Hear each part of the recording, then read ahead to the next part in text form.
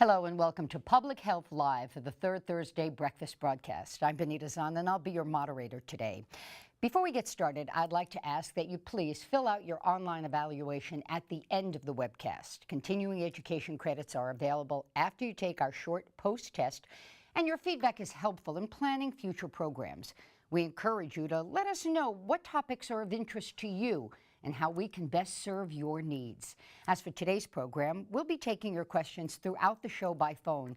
The toll-free number is 800-452-0662, or you may send your written questions by email.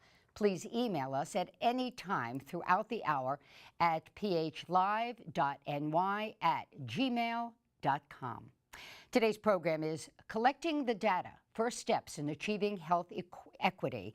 Our guests are Dr. David Zingmond, an Associate Professor in Residence at the David Geffen School of Medicine at UCLA, and Dr. Marcia J. Wilson, the Associate Director, Department of Health Policy, School of Public Health and Health Services at George Washington University, and Dennis Whalen, President of the Healthcare Association of New York State.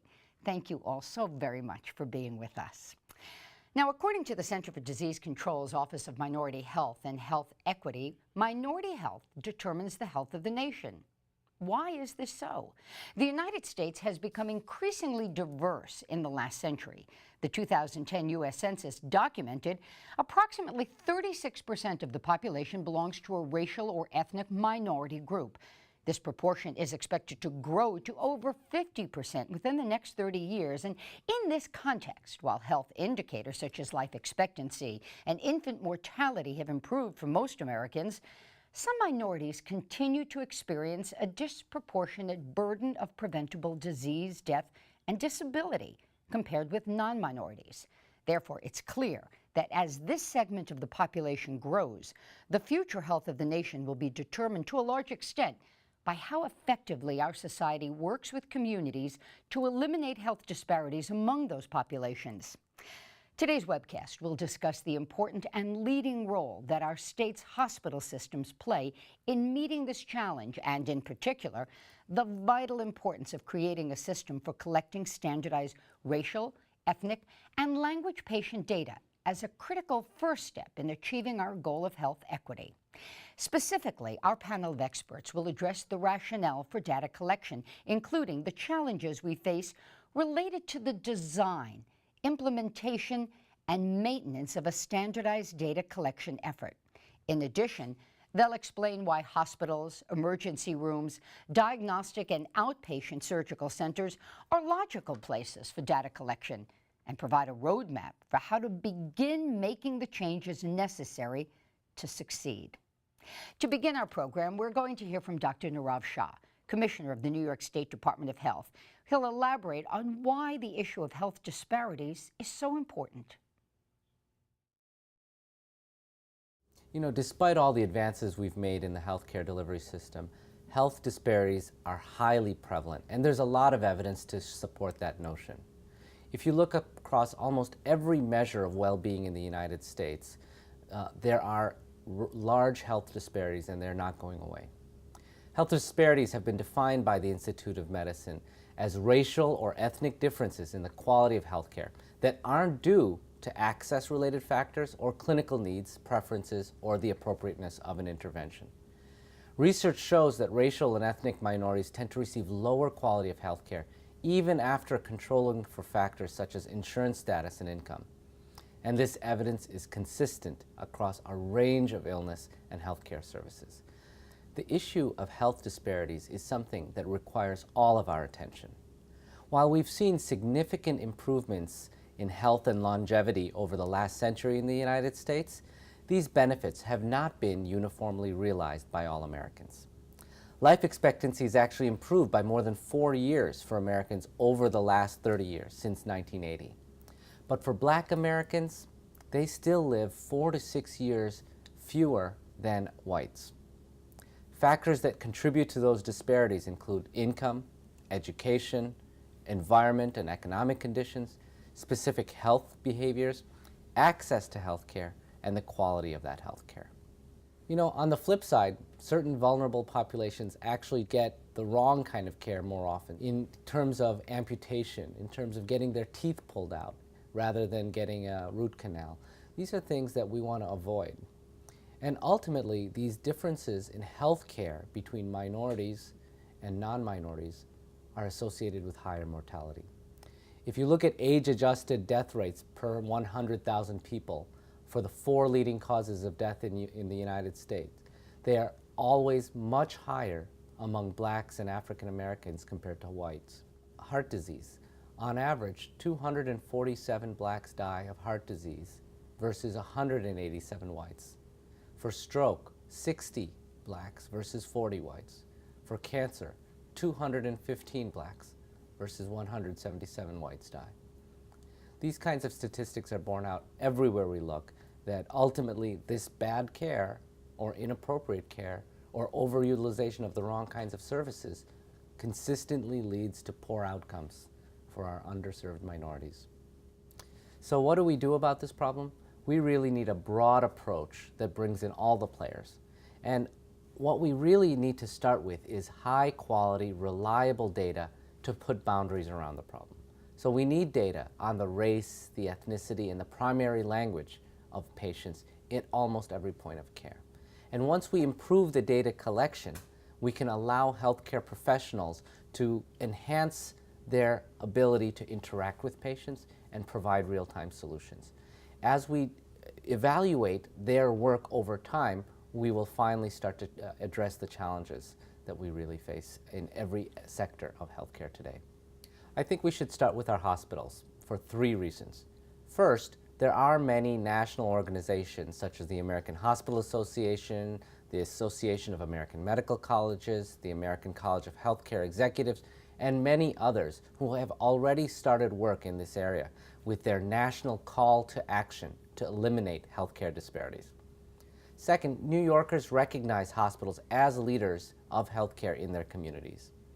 And finally, hospitals have an established history of experience with quality improvement and quality assessment. They, better than anyone else, have been doing this kind of work more than the outpatient setting, more than nursing homes, and so are equipped to help advance the goals that we all have. We're also looking to get support from state and federal funds and grants from organizations such as the Robert Wood Johnson Foundation. And unlike other efforts that have really been top-down, this has also been bottom-up and top-down, and has resulted in collaborative efforts. So we're seeing substantial impetus coming from hospitals and hospital associations, as well as from patient advocates and advocacy groups. And together we will find the right medium to advance our causes in improving minority health. What we're talking about today is really part of a broader historical effort to address disparities. And it goes all the way back to the Civil Rights Act of 1964. Title VI of the Act stipulated that no person in the United States shall, on the basis of their race, color, or national origin, be excluded from participation, be denied the benefits of, or be subjected to discrimination under any program or activity receiving federal financial assistance. Now, Title VI didn't specifically mention health care, but subsequent judicial and congressional clarification has assured that it applies to most healthcare activities in the United States. And so today, what this has done has created an environment for all hospitals and healthcare organizations to collect information on patients' race, ethnicity, and spoken preferred language. This has expanded the role of federal programs in medical service mandates that healthcare agencies must collect this information and report on this information voluntarily and have training and technical assistance to optimize that. There are now standards being developed for data collection, and in 1999 a report of the U.S. Commission on Civil Rights criticized that those lack of resources and failure to collect and monitor data regarding enforcement related to that Title VI of the Civil Rights Act has been a big problem. So our hope is that as we develop these standards, we will have a unified system of understanding the scope of the problem and then be able to address it. Some might ask if we're making progress, and I feel that we are actually making significant progress. And what's different today than in the past is that we're seeing convergence across all the areas, whether it's regulatory, payment, and other ways that the healthcare delivery system interacts with itself and with government. So for example, the Joint Commission, the state health department, meaningful use, all of these initiatives that are coming down the pike all say the same things. We need to collect high quality data on race, ethnicity, and language. And when we get consistent about these definitions, we need to improve the quality for the weakest links in the system. As we improve these quality failures of the healthcare delivery system, consistently they apply most to racial and ethnic minorities, we will see all boats rise. So I'm confident that as payment reform, the Affordable Care Act, the mandates around meaningful use, additional surveillance measures, things coming from the patient-centered medical home movement, across the spectrum, all of these vectors are pointing in the same direction. And so our hope is that in the near future, we'll see rapid improvements in the health of minorities and see that 4 to 6 year longevity difference shrink to nothing. Well, Dr. Shah just kicked things off by providing us with a detailed look at the existence of health disparities and the health care disparities in this country. Also, the importance of addressing the problem. So, Dennis, I want to start with you and ask you to tell us from your perspective, why are health disparities, the recognition of them, an important priority for hospitals? Well, Benita, this has been a significant problem of long standing, so it's persistent even as we recognize the importance of recognizing and dealing with disparities. When they are unrecognized and unaddressed, it blocks or interferes with the provision of good care and good outcome from that care. So it's tied directly to how effective hospitals are in providing treatment to individuals. Problems are missed or ignored or dealt with ineffectively. There's increased morbidity and mortality as a result, and there are poor outcomes, meaning poor health care is being provided. So disparities, despite this recognition of their importance, have continued over a number of years. And the landscape is getting a bit more complicated because it's not as if disparities take place or occur in a vacuum.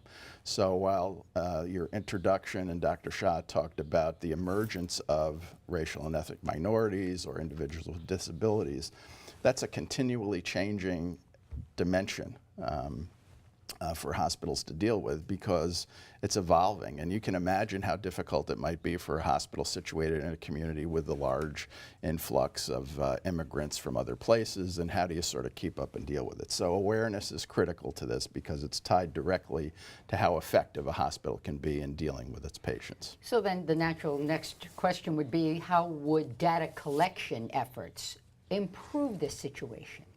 Well, you know, Peter Drucker, the management expert, said if you can't measure it, you can't improve it. And so, you know, hospitals have been collecting information for a very long time. And the issues have been standardization, consistency, objectivity, and how that information is collected. So it's critical to ensure that we address those problems. It's also critical to ensure that hospitals and everyone collecting this information and using it understand how important it is. So at the same time as we press for, you know, resolving those issues of standardization and what elements are we collecting and how, it's important to continue to emphasize disparities as an issue that needs awareness. A better understanding of patients individually helps you better understand the community and the circumstances that patients are in. It helps you develop patient-centered interventions to deal with those problems. And you can then measure your success in reducing or eliminating it. And, you know, along the way, you adjust and recalibrate when it looks like the particular interventions you've chosen to put in place are not getting the results you want. What about looking at population level patterns? Will quality data give us more information in this area as well? It will. You know, public health has really been based on looking at the health of a community or a population. Hospitals more traditionally have been focused on dealing with that individual patient and providing the treatment and the cure. These ideas are blending more and more as the way hospitals are evaluated, measured themselves, how reimbursement is being designed, how new models of care are evolving. You know, more and more now, hospitals are looking out at the community as part of what their responsibility is. You know, you can understand that if a hospital's reimbursement is partially measured on, you know, whether there are readmissions of patients into that hospital, you then understand why hospitals now are so concerned about what's the community environment that a patient is going back into. Do they have the necessary supports and connections to care? So it's understanding these health implications beyond just the individual patient. And that's leading to these emphases that Dr. Shah talked about with population health and the prevention agenda. Right. And so it's really this shift that's taking place. That whole medical home model, and as you Correct. used the word reimbursement a few times. So what's the business case? And that's really what we're starting to talk about here, for devoting time and effort to collecting the higher quality standardized demographic and language data. Yeah. Well, every healthcare provider, whether you're a hospital, a physician, a nurse, a social worker, wants to be effective and wants to achieve good outcome for their patient or the population that they're responsible for. You know, understanding the circumstances of the individual patient and the community and the challenges that are embedded is now an essential ingredient to good care and good outcome. And we are moving as a system from one of volume to value, meaning that, you know, our whole system is now being designed not simply to produce a series of widgets, not to deliver a number of services that drives reimbursement, but to focus instead on outcome. And are we getting the value from healthcare that we should? And so this means that how effective you are is affecting your reimbursement. It'll affect how payers choose whether or not to do business with you. It will affect how patients decide what institutions they're going to use. So the business case really is that better outcome from better and more effective care provides the return on investment. Now, one of the things that you mentioned was a willingness to conduct self-analysis in order to accurately understand a problem. We had the opportunity to speak with Dr. Stephen Safyer, the president and CEO of Montefiore Medical Center, about the steps they've taken to collect better data and provide better patient treatment. Let's take a moment to hear what he had to say.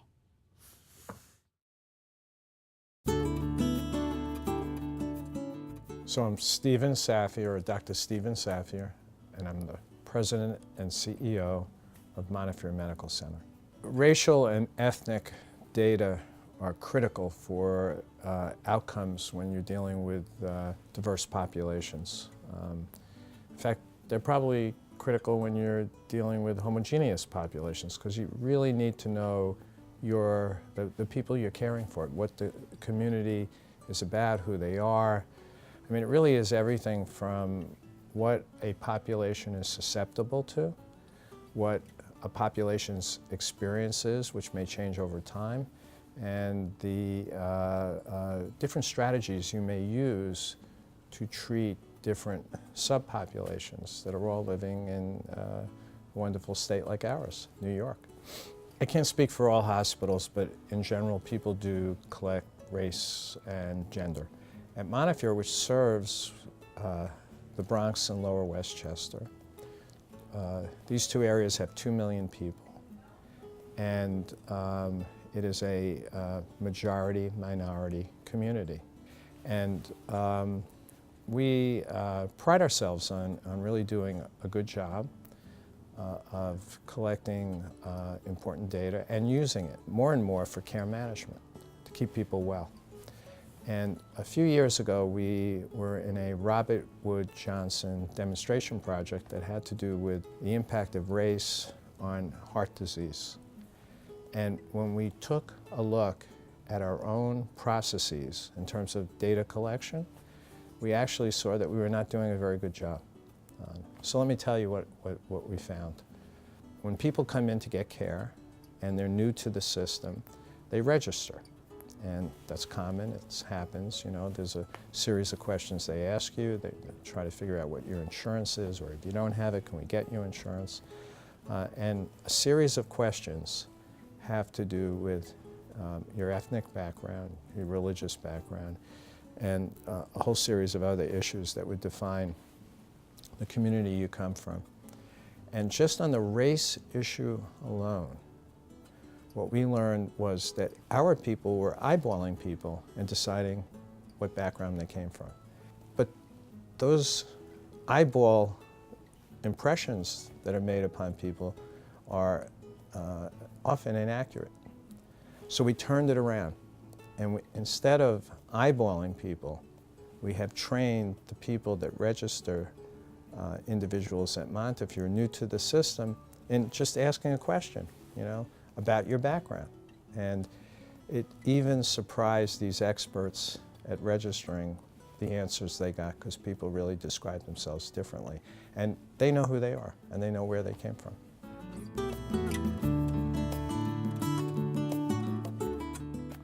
Okay, so as we build this morning, Dennis provided us with a solid framework for why we're having the conversation, why data collection efforts are so critical to improving the existing health care disparities. And then we heard from Dr. Safyer, who gave us a great example of what his medical center is doing and how it's benefited their practice. So David, you're going to be talking to us today about opportunities for New York to improve racial and ethnic data reporting.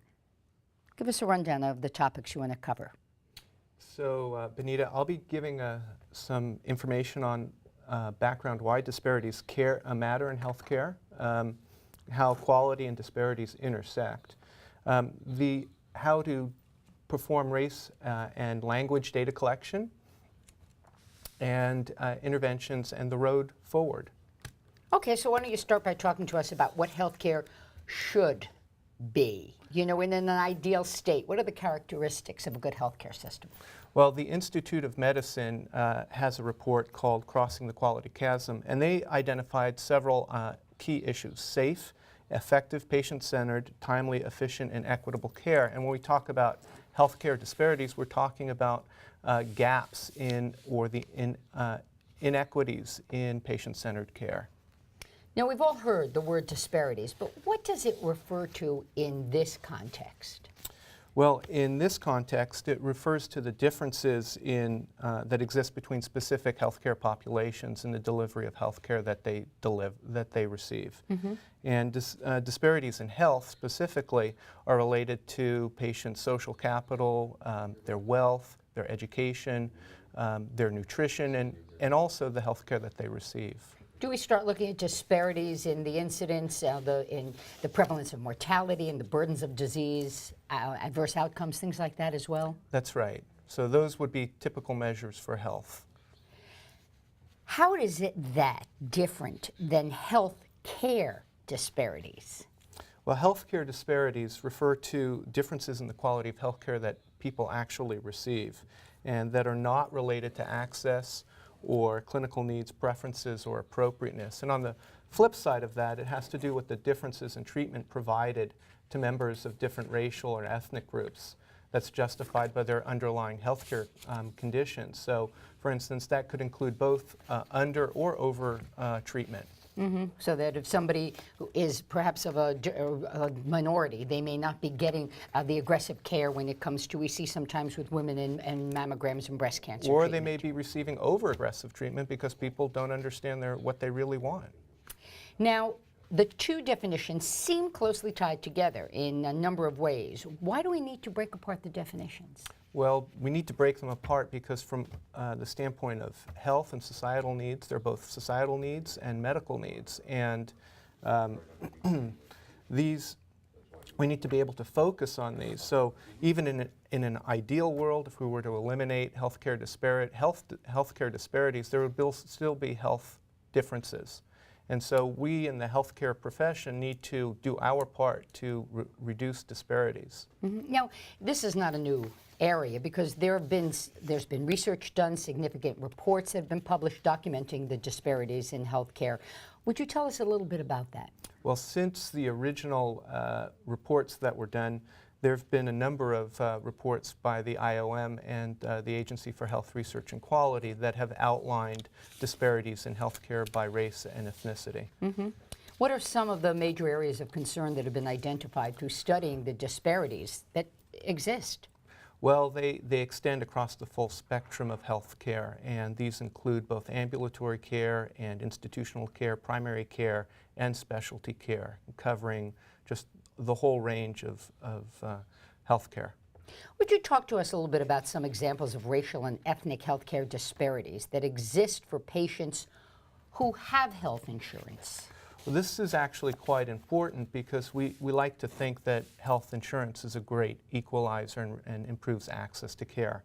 And in fact, even for people with health insurance, there are still healthcare disparities. And they, again, cover the full spectrum of ambulatory and inpatient care and specialty and primary care. So insurance is not just the answer to reducing disparities. So what are some of the reasons given for the existence of these disparities?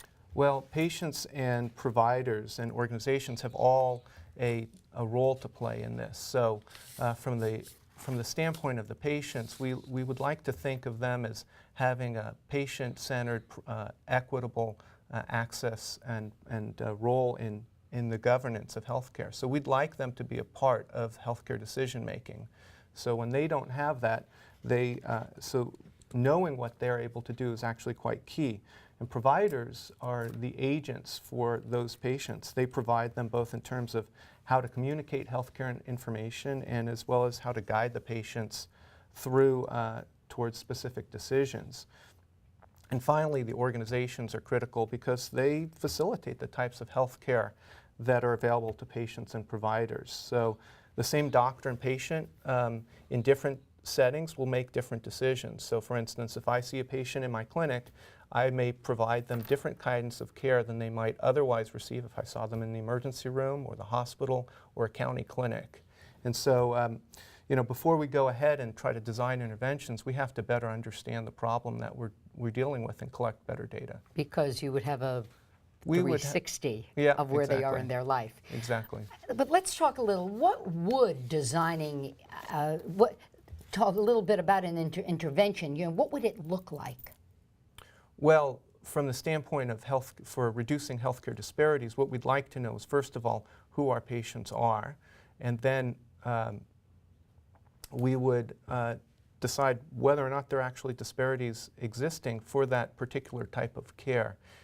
We would like to be able to focus in and make an intervention, for instance, that would standardize care regardless of whether a patient has of any kind of background. So for instance, making sure that they got a flu vaccine. Everybody should be approached in the same way. Mm-hmm.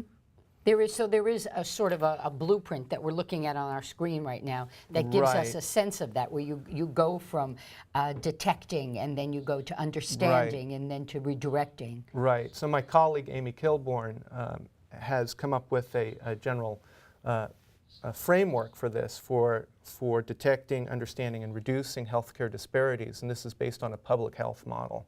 Mm-hmm. But in order to make it work, you actually really need good data. As we move along, what would be needed from hospital leaders to follow this kind of framework? Well, the first task that we need is high-quality data. And in order to affect change, what we need from healthcare administrators and hospital leaders is to be able to discuss whether or not there are disparities within their own institutions. So, you know, physicians and healthcare leaders are committed to doing the right thing, but they've been, in the past, reluctant to consider that there are gaps in care at their institutions by demographics. So consider if, as Dennis had mentioned, if a hospital is trying to reduce readmissions as mandated by Medicare for reimbursement, and a certain group is disproportionately impacted by this, then shouldn't decision makers focus in and clinicians focus in and be interested in reducing these disparities and making this an area for them to make as their focal area. Mm-hmm. You make the point that it's important that hospital leaders are willing to gather the data, number one, and then examine the evidence. Why is it so important that they have an understanding of the data they've collected? Well, in order to make decisions, they actually have to have the data to make an intervention and to measure the impact of the intervention. Robert Wood Johnson Foundation took a look at this, didn't they? They funded a set of surveys that looked at attitudes towards and acknowledgement of disparities. And what they found among a set of healthcare providers, starting off with hospital and healthcare leaders, is that when they asked them about their perceptions,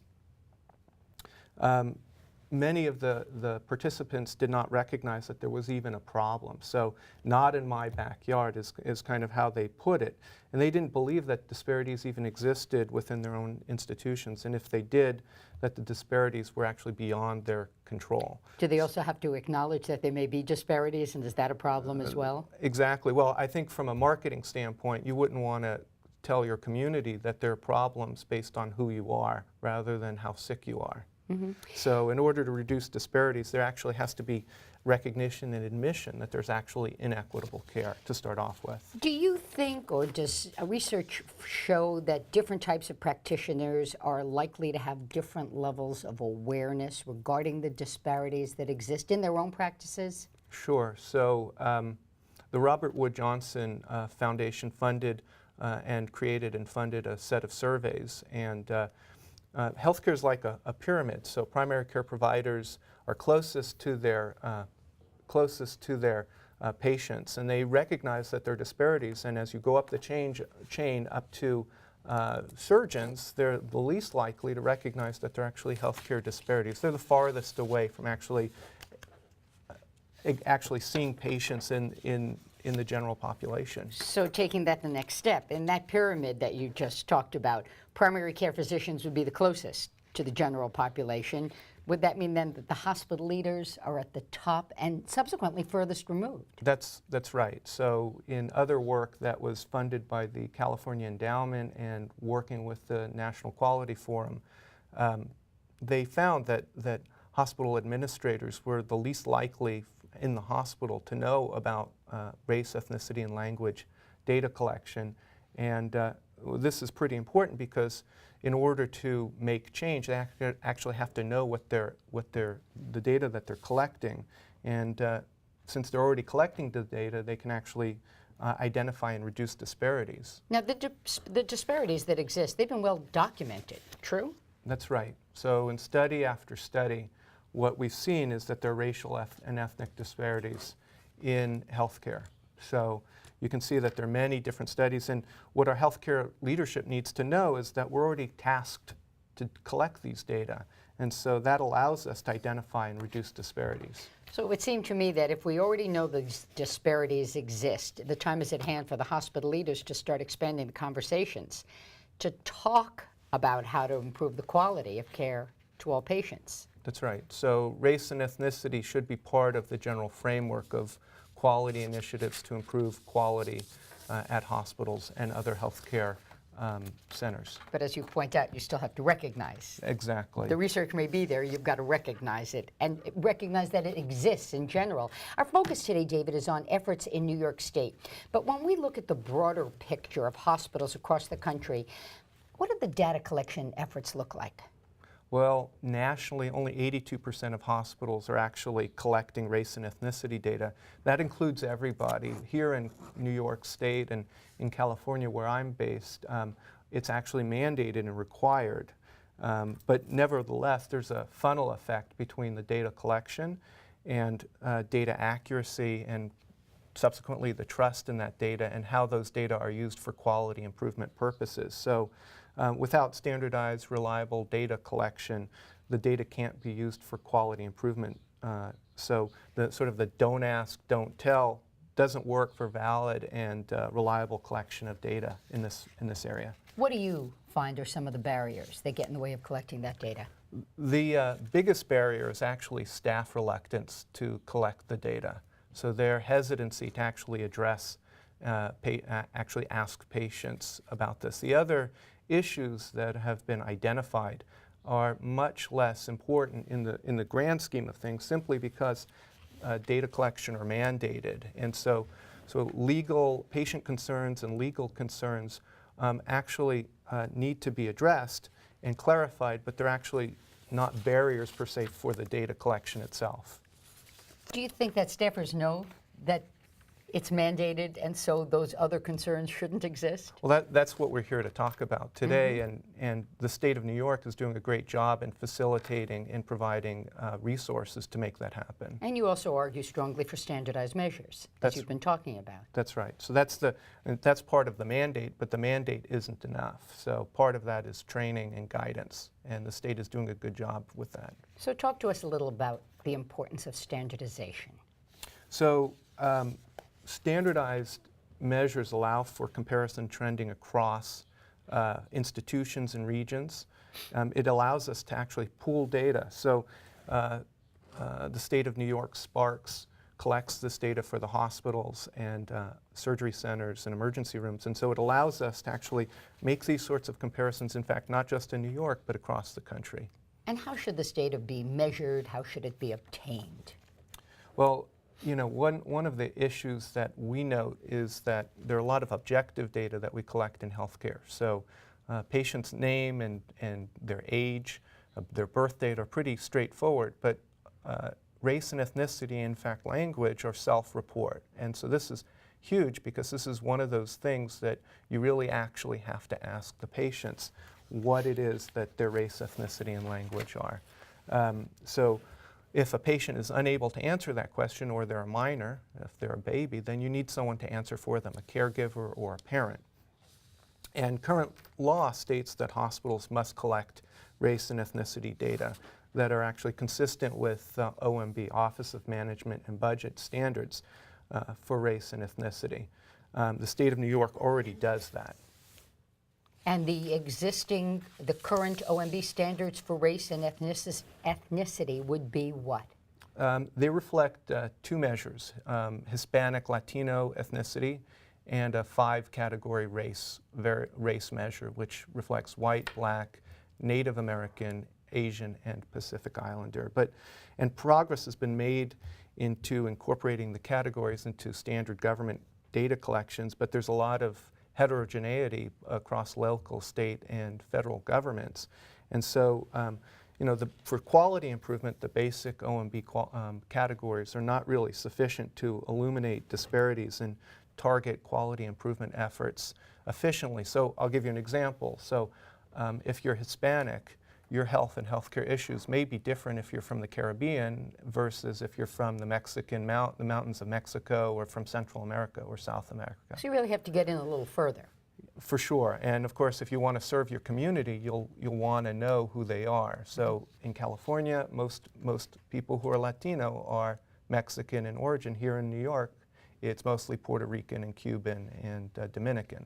So it's very different. David, if the OMB standards are insufficient, what's the recommended course of action?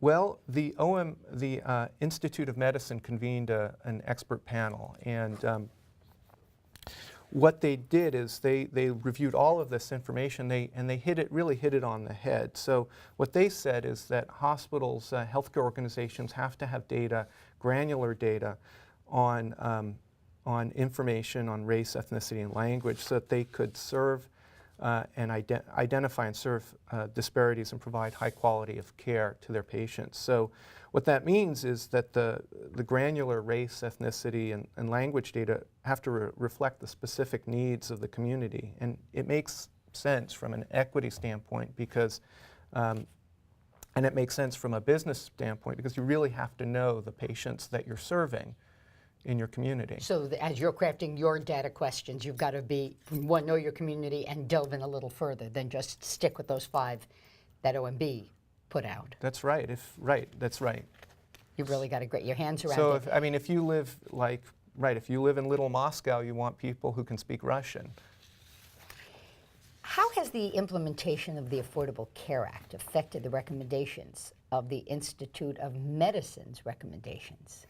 Well, everybody's familiar with the insurance exchanges and everything that's been going on currently, but the Affordable Care Act has actually moved the bar in 2 ways. One is it's directed Department of Health and Human Services and the federal bureaucracy to establish data collection standards that move beyond the basic OMB standards. then secondly, furthermore, it's instructed them to disseminate these standards to federally funded national data collections and to use these standards in reporting out the results of these studies. So, where there are national data collections in place, we're actually implementing these standards. I was going to ask, and what about for the areas where there are already these national data collections in place? Right. So we're very fortunate here in the United States to have really good national surveys. So the National Health Interview Survey is implementing this, and that's run by the Centers for Disease Control, and other studies. So from the Census Bureau, the Current Population Survey, and the American Community Survey, which are well used by demographers and others for establishing need and for planning purposes, are also implementing these as well. That's kind of macular. Let's look micro. And what about reporting here in New York State? Well, here in New York State, the state has mandated a number of changes that embrace these standards. So what they've done is they've embraced the CDC categories, which are for more granular race and ethnicity measures, and include patients' heritage, countries of origin. And they're allowing for the other major OMB recommendation, which is allowing for more than one response. So it recognizes our multi-ethnic heritage of many people. And so it allows people to self-identify up to 10 race and ethnicity, reflecting where their families come from. And it allows individuals to express mixed heritage. So what's the road going forward from here look like? Well, what I want to describe at this point is how race and language, ethnicity and language data are collected, and really how the hospitals are going to be able to make interventions along the way, and how the state of New York is going to be monitoring things. So if you could help explain the process of how the information then gets from the patient to Sparks. So currently, the way this works is that the point of entry for a patient is their registration with the clerk. And that's either the clerk or the registrar, and they actually collect all the demographic information. That information goes into the hospital registration system and makes its way into the medical record.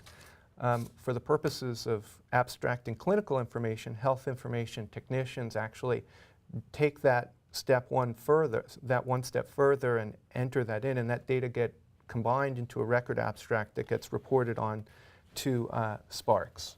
Okay, I know we collect the information. You might say that's the first step, but what would you say is the first step in all this? Well, the first step in actual data improvement is to and what we've been talking about is to standardize race and ethnicity categories. And fortunately, here in New York State, it's already been mandated, and there's a lot of guidance going forward, both for standardization, materials, and training. Once you have the standardization, what's the next step? Well, it's to optimize self-report of race and ethnicity, and as I mentioned, this includes the development and use of materials for training purposes, actually performing training, dissemination of materials, and other improvements. And those other improvements actually really move into the 21st century. So those include things like allowing patients to self-enter data either in the hospital or via the internet by a secure portal to a health information system. So New York State is embracing, I think, many of this approach, and is providing guidance in order to make this happen. Does that help with the reluctance of the frontline staff that has, served as a bit of a barrier, as you pointed out earlier? Well, I think Marcia is going to talk a little bit about some of the training, but this has been the experience, the cumulative experience that training the staff can make a huge difference in improving the data collection. And then, as you pointed out to the second step, how do we use this to improve feedback to hospitals?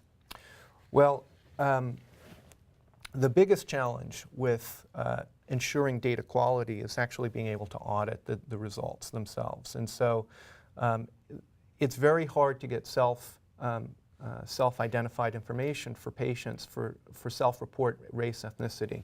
So some of the processes that we want to put in place are to identify and use standards for data audits and to improve the current data audits that are in place. This is pretty technical, but the other is to identify both potential gold standards. So the hospitals themselves can do this kind of audit, both by sampling their patients, by asking the questions again when the patients come back to the hospital, either readmission or in their outpatient clinics. From the standpoint of the state collects a lot of self-report information, and they can leverage that information and use it to compare to the information that's already reporting by the hospitals on these same individuals. Start looking back and forth at it. What's the next step? Well, and the results of the information can be fed back to the state, to the hospitals, to let them know how well they're doing. And that's important because, again, as we mentioned before, that administrators tend not to know what the data that they're collecting. Well, they are even less likely to know the quality of the data that they're reporting. And then finally, you know, essentially at this point we're pretty much done, but there's always gaps in information and incomplete data. And so supplemental sources information that I mentioned before could be leveraged and used for improving the data quality that are reported and collected by the state. So the state itself can actually use data that it already has. A little redundancy is not so bad. Not so bad in this case, that's right. Yeah. And what are some examples of supplemental sources of self-reported data? Well, you'd be surprised, but there's quite a bit. So the state, as I mentioned before, collects data going through to the hospitals, but then the cancer registrar collects data. Most cancers are identified in the hospital, so there's a lot of duplication among those patients. Patients who die, they have death certificates submitted. Births also are reported out to the Department of Public Health. And in fact, for moms, this is really important because they are the ones who are filling out the birth certificates, and we can compare what's on the birth certificate for what the mom reports for her race, ethnicity to what the hospitals report at the time of birth in the deliveries. So we have a lot of information. In fact, there's other information that's not healthcare information that we could even leverage as well. So there's a lot that could be done that would help for data accuracy. What's the final step in all this? Well, there's once we have self-reported information, there's actually also indirect methods that we can use for improvement. This is very technical, but there are statistical methods for projecting out race and ethnicity based on patient's name and where they're, and granular geocoded data. And this is an approach that even Medicare has used, as well as private insurers who in the past haven't collected information on race and ethnicity.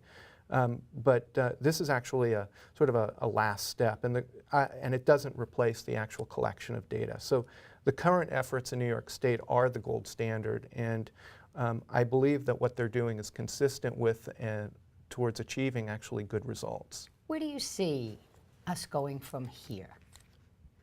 Well, the road forward is actually pretty clear, and we have a lot of, the state of New York is providing a lot of guidance in the implementation, and there's substantial experience and information on making the implementation a success. So nationally, there are good materials for training, and both through the HRIT toolkit and what work that we've done in California.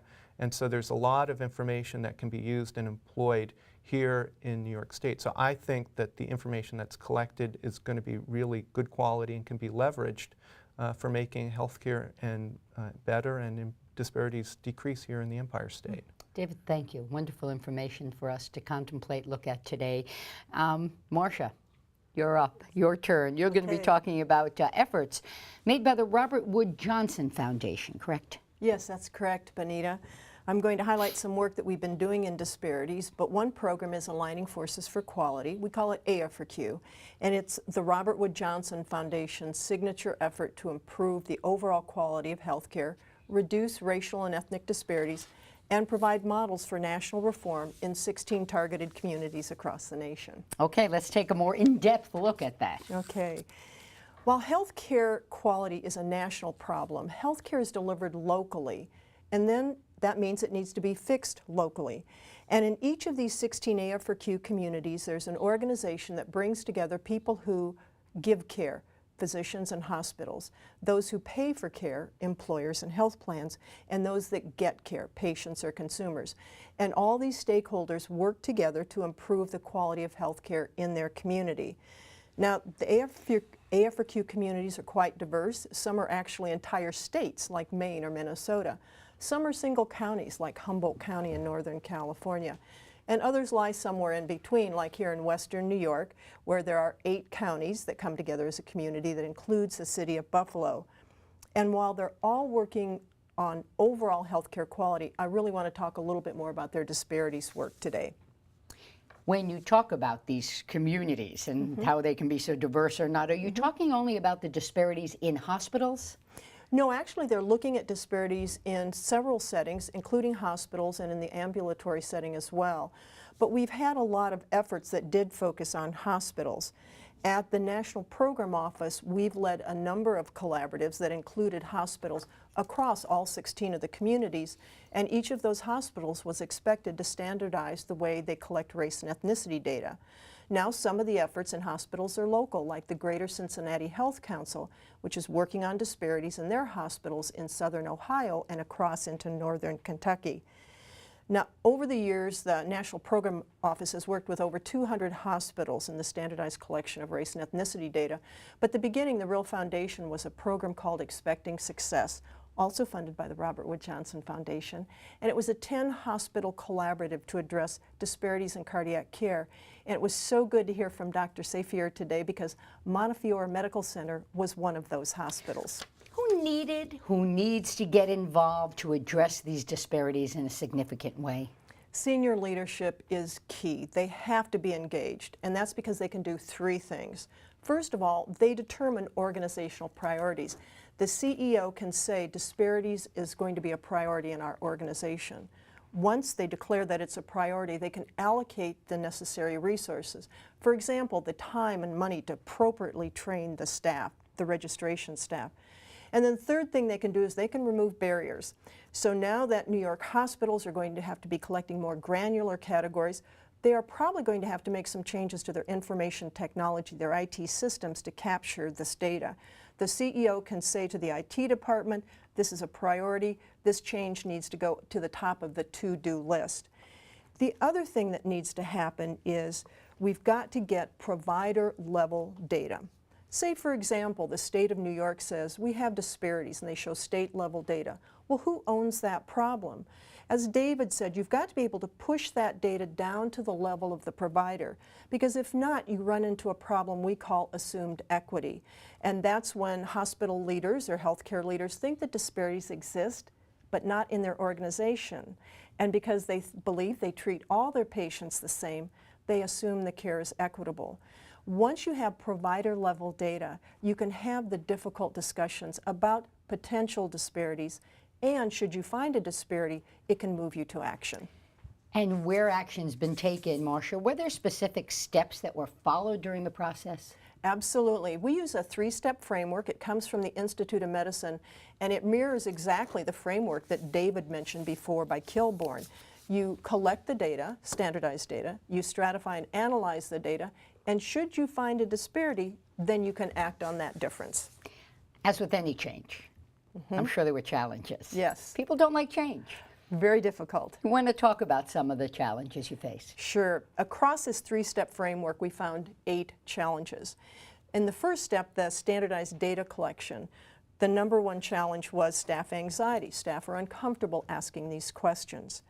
The second challenge was which standardized categories should we use. Now the hospitals in New York are fortunate. They're not going to have this problem because they've been given the set of categories to collect.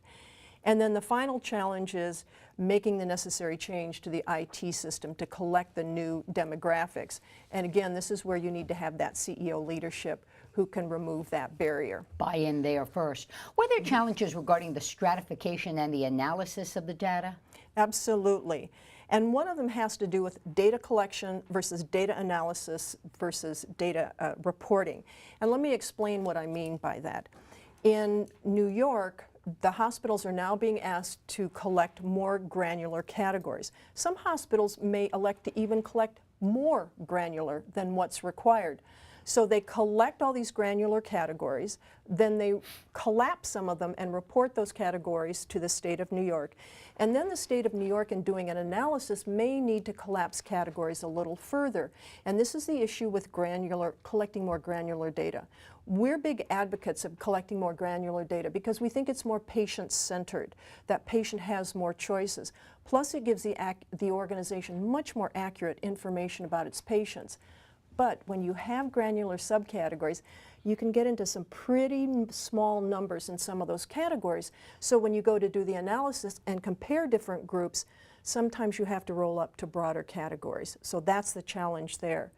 And I would just say that granular categories may be for the audience, may be a weird thing to say. And what we're really trying to say is, know your patients and where they're from. And so what's good for one hospital organization may be a very specific subgroup of people from a specific part of the world, and so it's good for them to know who they are. When we started talking about this and you started using the term granular, all I could think of was sand. Yeah. Well, sand may all look like the same thing until you start looking at each individual pebble, and they can be quite different. Right. And the makeup of that, and that's where what you're talking about, and not just looking the broad brush, Right. but really understanding, as Marcia said, the patient that you are dealing with. Right. The state of New York is creating guidance, and the categories that they're providing are general categories and even pretty specific subcategories. But what's good for a specific provider may not exactly be in what they say you have to collect. So you can go beyond what they're saying. And then I have to wonder, given that, Marcia, were there challenges regarding this? Once you've identified the disparity, what were the challenges then? Right. Well, not surprisingly, once you find a disparity, what surprises a lot of people, Benita, is the data give you a lot more questions than they do answers. Once you find a disparity, that's when the real work begins, digging through the data and talking to your patients to find out why those differences exist, almost doing a root cause analysis. And then figuring out the intervention that's going to reduce that disparity. Now, David talked about the big body of evidence we have documenting disparities. Unfortunately, the body of evidence on the interventions to reduce disparities is much smaller. There is some good work going on. One program in particular, Finding Answers, also funded by the Robert Wood Johnson Foundation, is actually looking at which interventions can reduce a disparity. But let's just say that's a work in progress. And then the last challenge is one that Dennis mentioned earlier. In healthcare organizations, they can only do so much to reduce disparities if they stay within their four walls. And at some point, they've got to reach out to the community. They've got to develop partnerships with community organizations because that patient's health moves into the community. And I think under the Affordable Care Act, for example, the community health needs assessments that the hospitals are going to do is going to help them build and strengthen those relationships with the community. So that's a great first step. I have a feeling we're all going to suspect the answer to this. I'm going to ask you the question anyway. Of all the challenges, which would you say was the greatest? Number one, staff anxiety. It's just a difficult set of questions to ask. Now, the solution to that is you've got to take the time to train your staff properly, even if it takes you months to get through all the staff training. Now, the good news is there's a great toolkit out there, and David mentioned it earlier. It's by the Health Research and Educational Trust. HRET is the research arm of the American Hospital Association, and it's a wealth of resources that hospitals can use. Another thing we recommend is tell your staff the reasons for collecting the data. Let them know this is important. It's not just one more thing that they have to do. Secondly, if you learn something about your patients, tell your staff, because then they understand why it's so important to collect the data. And finally, monitor staff. Don't just train them and walk away. Make it part of their annual review where you monitor and make sure they're following the policy of actually asking the question. Marcia, is there evidence supporting the idea we're getting closer to closing the gap and eliminating certain disparities? There has been some progress in some hospitals, and we believe that some of the keys are not just looking at performance measures in the aggregate for all patients, but having the ability to stratify or break down those performance measures by race and ethnicity and compare different patient populations. One of our hospitals, in Expecting Success, learned that they had a disparity between Hispanic and non-Hispanic heart failure patients receiving discharge instructions. They had no idea that there was such a difference. they were able to close that gap, eliminate the disparity, because they could see where there was a problem, figure out what was causing it, and then make sure that all their patients were receiving the same quality of care. Do you have examples for here in New York State? Actually, we have a great example here in New York State. It's in Western New York. It's called the P2 Collaborative. And they've undertaken a project where they're working with 10 safety net clinics. Now, these clinics serve very diverse patient populations, high number of Medicaid patients. And what they've done is they've drilled down to 3 clinics. And in those clinics, they're improving the quality of race and ethnicity data that they're actually collecting to make sure that they don't have disparities. And in the meantime, they're also trying to develop what we call a culture of equity in those clinics. And this means that disparities isn't something you do in addition to regular quality improvement. Disparities has to fall under the quality improvement umbrella. And when you've got leaders who recognize that, providers who recognize that disparities represent a failure in quality, then you've taken an important first step towards moving towards a culture of equity. Which brings me to ask, once the hospitals have the data, what can they do with it? Anything they want, and that's the great part about this. No matter the reason for collecting race and ethnicity data, once you have data on your patients that you can trust, you can look at anything and any group, any different groups of patients. So for example, one hospital looked at 30-day readmission rates across 4 different conditions, and then they broke it down by patient race, ethnicity, and preferred language. And this hospital saw some interesting differences between groups of patients, and they learned a lot about the readmission patterns in their hospital. This data gave them a whole new set of questions to look at in terms of quality of care, and that's powerful information. Once hospital, administration recognizes, and they don't say, not in my backyard, and they say, okay, maybe we do have the problem, and we're going to get this data.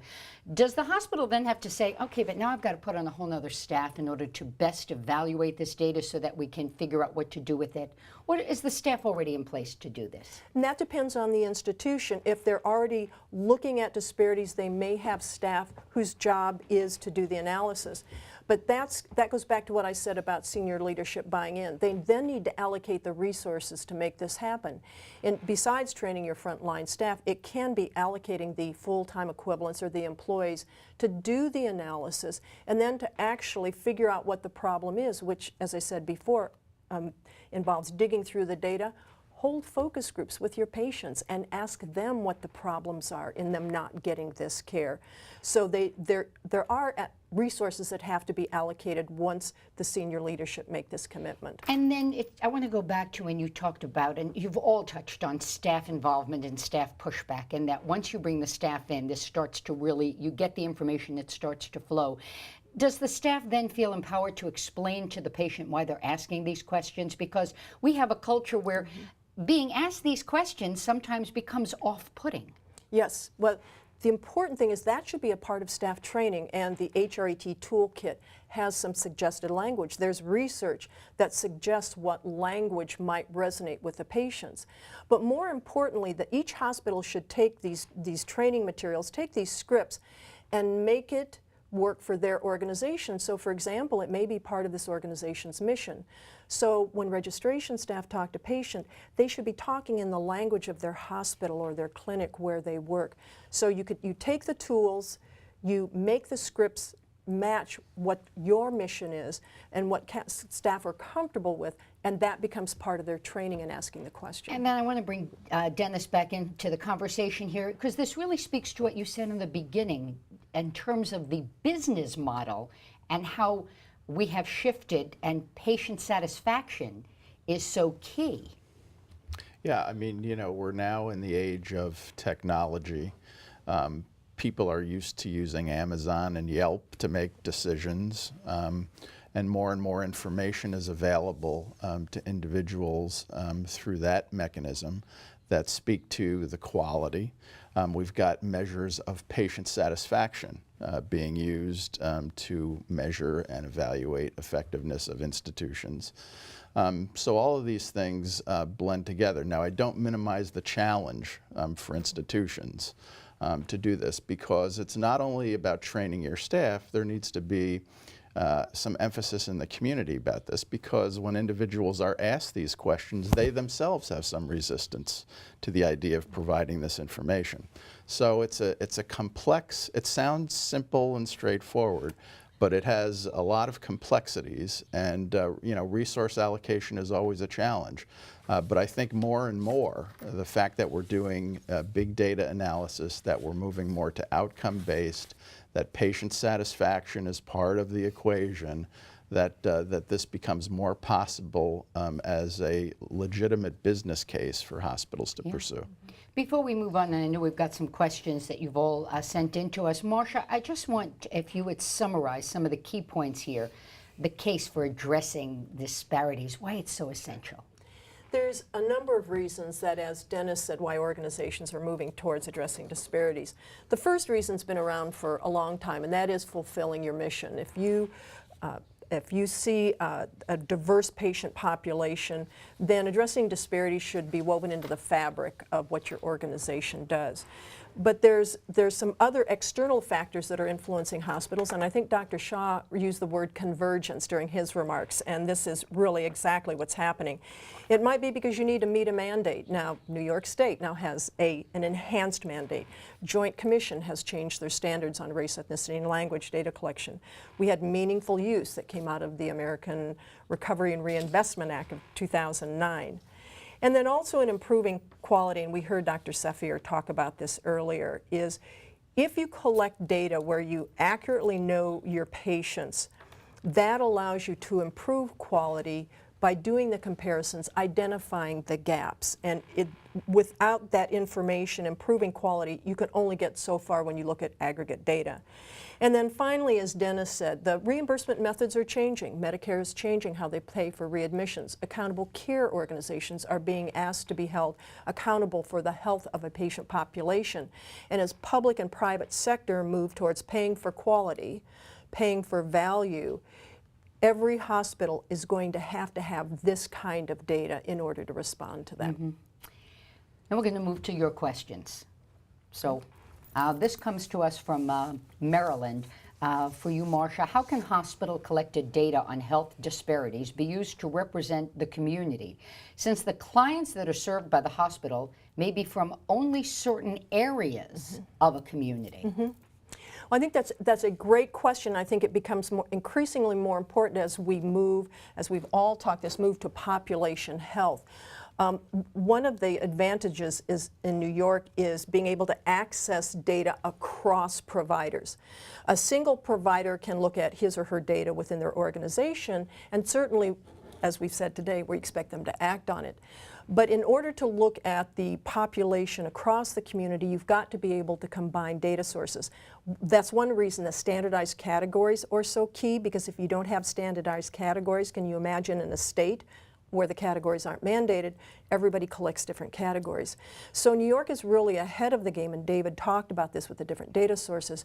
The categories are standardized, data can be combined across provider, and then that becomes much more powerful in looking at the population in a community. And you've all used that word about standardized, and that's so important, because otherwise you're collecting apples and oranges and grapefruits, and you don't really know ultimately what you've got. And I want to say thank you at the outset for everybody who did send in, call in a question for us. David, this for you. Do you think that the public should be better educated about the need to collect race and ethnicity data and how it's used? This question also coming from Maryland. I've met many immigrants that the concept of race/ethnicity is not common. That's actually quite true, and in fact, when folks have their first encounter with the healthcare system and other institutions, and they're asked about race and ethnicity, they have no idea what they're talking about. So in some places, as I've been told by some of my colleagues, where in the Caribbean, they don't talk about that they would be considered African American. They go by their shade of color instead of calling themselves a specific thing. So we do have to educate the community in general about race and ethnicity and language collection. We ask those questions on the census and the American Community Survey. It's not something that's just out there that isn't being collected. But we also have to alert people to to know what we're using this information for. And so this has to do with, we're using this information not to identify people for like what their genetics are, anything like that. We're trying to understand what their preferences are, their cultural identification, where they're from, so that we can better serve their needs and better address what might be happening to them, both when we see them in the healthcare setting and when they're not in the healthcare setting, because frankly, much of what happens with a person's health doesn't happen when they see their doctor. I'm smiling because I'm seeing a very large group of other being checked. And Marcia, you want to jump in on the conversation. I should say in California, so if you ask the question to someone who's Latino what their race is, 95% of them say other, and that's because they're mestizo, they're mixed race, they're indigenous people, they have indigenous background, they have European background, they have Asian background. A lot of Chinese immigrants built the railroads in Mexico too. I wanted to go back to a point that Dennis made about the community being involved, and I think it speaks, Benita, to the question that just came in. In a couple of our AFRQ communities, they've actually had public campaigns to make everyone aware that when you go to see your doctor, when you go to the hospital, you're going to be asked these questions. So what they're trying to do from the community side is make this the norm, make this the expectation. So no matter where you go, Dennis, you know you'll be asked these questions. And I think that's a great complement to what the hospitals are now being asked to do, because we were in Detroit, we were doing some training, and a woman came up to me and she said, I went to my doctor the other day and they didn't ask me about my race and ethnicity, and they're supposed to, and I asked them why. So this is a changing mind shift, a changing culture, if you will. So hopefully, through these companion community campaigns, there can be an increased awareness among everyone about why this is so important. Dennis? Yeah, you know, Benita, I think both of these questions speak to the importance of something that Marcia said about combining data sets. So there are a number of sets of providers and organizations that are out there looking at these community questions, and they all have a different perspective. But by bringing those together, we get a much more enriched view of what's going on.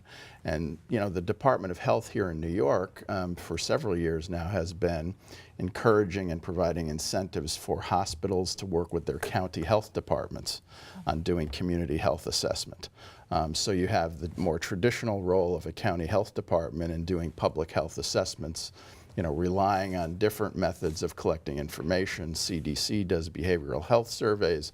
So lots of sources of information can come together and then be enriched by the experience of providers who are interacting with specific patients. So it really is this idea of bringing together a number of sources. I'm also hearing an underlying issue here of health literacy and language in general. With diverse populations, you will have issues over language. You may even have a child being the interpreter, not a good situation for the parent, and having to get this ethnicity issue on the table in a language that is, I want to use the word understandable, but one that makes sense in someone's native tongue, to know really what you're asking. Right. Well, the question about language has to do with what is the language that you're most comfortable with discussing medical issues, and so that may not be the same thing as what you speak at home. I just like to add that you know, we're talking about this in the context of a rollout from New York State, and for alerting hospitals and helping them to implement these changes. But you know, frontline staff, there's a lot of turnover, and so my expectation is that this is going to be an ongoing training process, and so hospitals really have to be invested not just in this initial setup, but that they need to be prepared to train and retrain their clerks to do this and registrars to do this, so that the data quality stay good over time. You know, 3 months from now, you know, after the initial wave of people understand this, then the next group is going to have to go through the same process. Which, Dennis, raises the next question. We were sent Howell Haney's support hospitals in making these changes? Well, we've been working closely with the Department of Health and Dr. Shah on this rollout, both in terms of data collection and in terms of his larger prevention agenda and population health agendas. And Marcia mentioned resources that the American Hospital Association and HRET have put together, and we are, of course, a close partner with them. So we've been sponsoring a series of educational programs through our organization and working with our membership along these same lines to reinforce and expand upon the effort we're talking about today. Mm-hmm. Marcia, in your work with hospitals, were there any unexpected partners or community groups that helped support implementation in hospitals? That's an excellent question. I would say that for the most part, where we saw the stronger community relationships were in the outpatient setting, some of which were part of health systems. So it wasn't as much the hospitals themselves, but as those patients transitioned to the outpatient setting, I think there were more community partners. Now, I think that has shifted.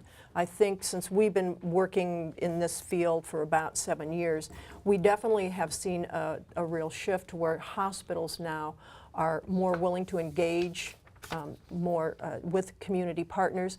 But I think historically it's been a little more prevalent in the ambulatory setting. Mm-hmm.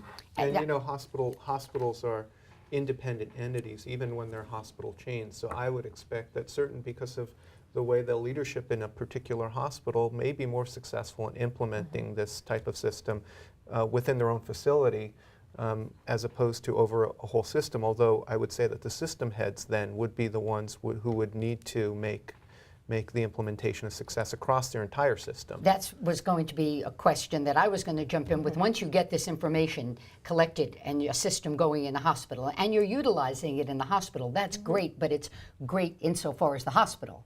You still have to get it out into the community.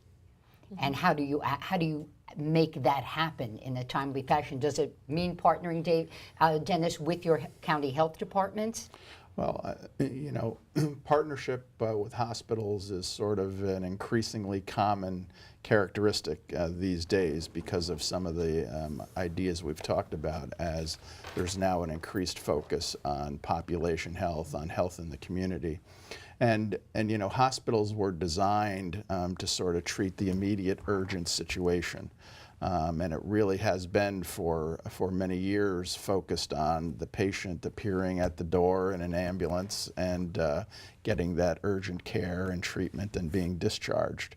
And then that's sort of been the limitation of the responsibility. So, you know, if you're going to get paid, for example, under one of these reimbursement models where you're capitated for the care of a population, then your incentives are all different. It's not just about that. It's about preventing occurrences of people coming into the hospital in the first place, preventing readmission to the hospital, ensuring you have the best outcome to ensure that that happens, that they have connections in the community to provide support and other care. And so increasingly it is about partnerships. And some models in New York, for example, health homes, are designed specifically for this purpose of bringing different types of providers together. And so I think it's an increasingly common event now for hospitals to be thinking about and acting in terms of partnerships with community members. I think I'm also hearing that there is room, and I think, Marcia, you touched on it, for innovative ways to get this information out there and how to best share it, but New York being established for at least the collection at this point. I love this question, and it's from the Office of Medicaid Inspector General. It doesn't say which state, so we don't know. Okay, would data collection see less disparity if entered into a system by medical staff or thus trained? Example, first or second year medical students. I would just say it's all, again, it's the same thing as the staff. They have to ask the question. And in fact, in current medical training, our trainees are focused less on the social history and asking about the patient. They're still drilling down on the clinical conditions. And frankly, as a primary care provider and a professor, my statement is you need to know who your patients are and where they're coming from, because your treatments are going to be totally unsuccessful once they leave your office if you don't know who they are. So they would have to go through the same training. And I think that's, you make a great point, David, because so often you have the registration staff who are well-trained, the patient self-reports their race and ethnicity, and then a clinician who may dictate a history and physical and looks at the patient and decides what that race and ethnicity are. So we had one health system where the physicians agreed that they would not look at the patient and decide race and ethnicity. They would actually go back and use the demographics that had been collected at registration. So that was great. It prevented that disconnect from different pieces of information. I'm about going the to use patient. the analogy to the television show The Voice. Oh, Don't look at them. Just yes, that's right. Well- You have to ask them. And Yeah. I would add to that that there's it doesn't matter who asks the question. You actually have to ask the question. So, for instance, if you don't ask a patient about what language they prefer, you may get the clinician will quickly find out that the patient doesn't speak English well. you just get a lot of this. That's right. Well, you have get to a lot ask. of that, but if you look at the registration form, you know, they may just be interested in where the patient's name, birth date, where they live, and what insurance they have. Right. Question came in for clarification. David, healthcare providers need to know their patients so they can provide proper care for them, correct? Right. The race and ethnicity may affect the way they're treated or were previously treated. Can you comment on the fact that homogeneous race is declining? Wouldn't their place of origin be more important to decipher the previous care they had? Well, you know, there's again the collection of race and ethnicity is quite a challenge in a country that's a melting pot. But how we self-identify with regard to race and ethnicity reflect our preferences and our behaviors. So, that speaks to many things. So, you know, there may be a generation ago, if you were Hispanic, you might have just answered that you were white. Whereas now, if you're younger, you might actually be responding that you're Hispanic, and that will reflect what you eat, where you go, and so on. So and you can answer in more than one way. And since it's self-report, in fact, you could report more than one way differently each time you encounter the healthcare system over your lifetime. And so Then how do we know how to best treat? well, in this case, it's in terms of the encounter that you see them, it's how they self-identify at that time. But you may be missing something important.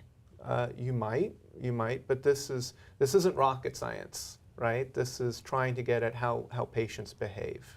Because the And question, we're trying to help them. right, when on overall, I guess the confusion is how the data is collected for those of multiple ethnicities. Well, so for multiple race and ethnicity, we allow for them, first of all, to identify, even to order their preference on their background. And then there are, in terms of what the CDC and the OMB and the Institute of Medicine have created a general framework for rolling up categories for reporting out to these bureaucratic institutions.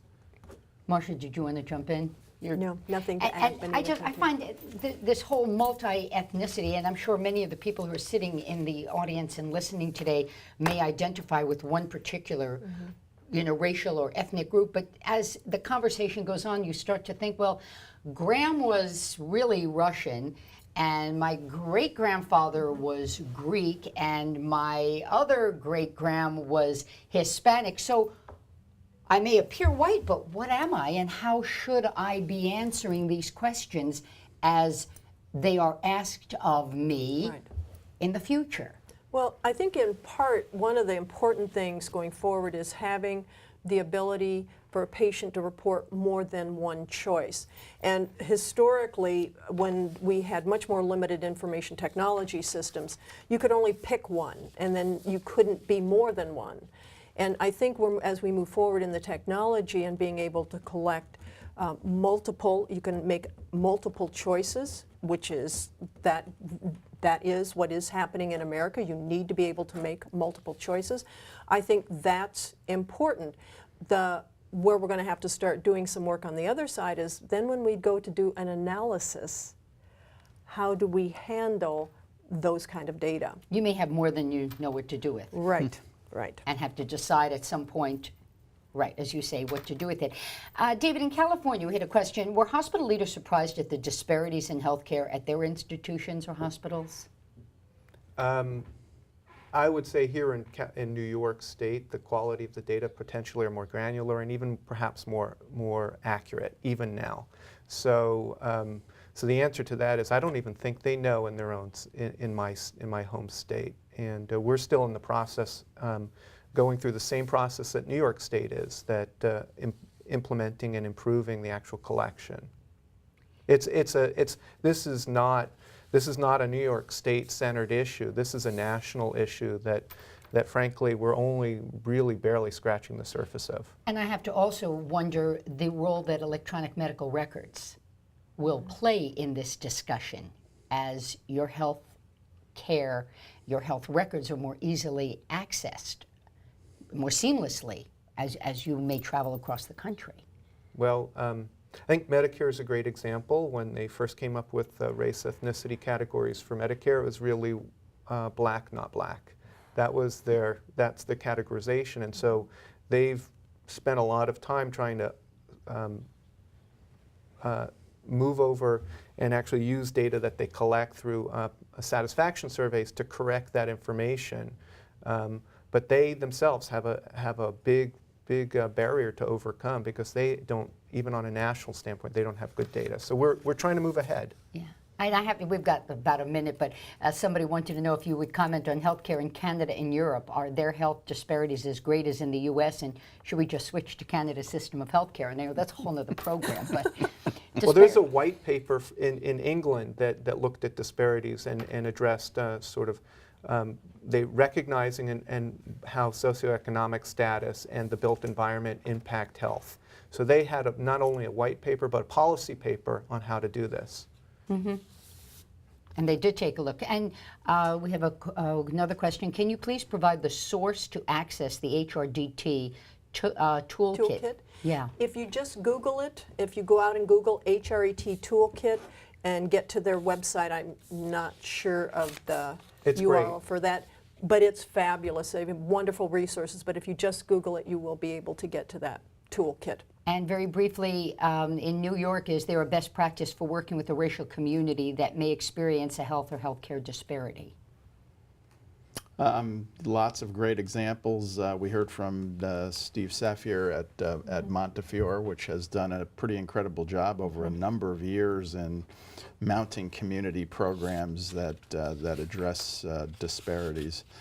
So a wealth of these that I think probably health department would be the best source to get a set of examples across different kinds of providers. Mm-hmm. And I should point out that if you want to ask a question and you were not able to get that question in during the program, you can still ask it and the staff will in fact get you answers. Because sometimes it's as the doors are closing that we realize that we had something that wasn't addressed, and want to make sure that everybody is able to get that information. For more information about this webcast, as well as how New York State is working to eliminate healthcare disparities, you can visit the link that is up on your screen. We'll leave it up there for a moment so that you have an opportunity to jot that down. It's the ImprovePatientDataNYS.org, so you can get more info, because this becomes sort of, this is a good jumping off point.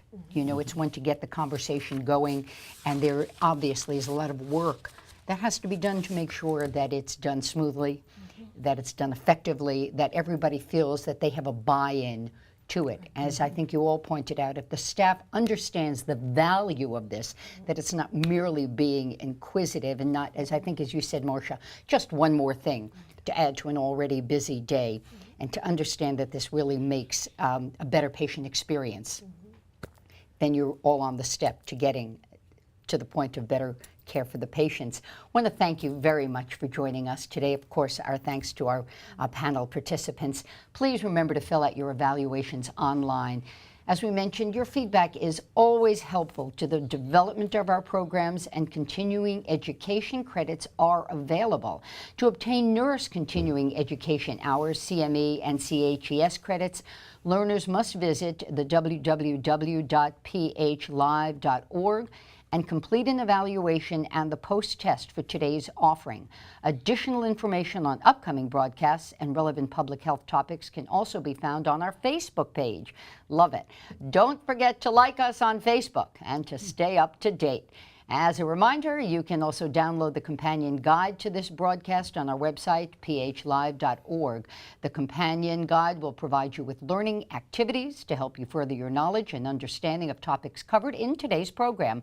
This webcast will be available and on demand on our website within 2 weeks, and DVDs of any of our Public Health Live broadcasts can be ordered from our websites as well. Please join us for our next broadcast, November 21st, as we address human trafficking. I'm Benita Zahn. Thanks for joining us on Public Health Live.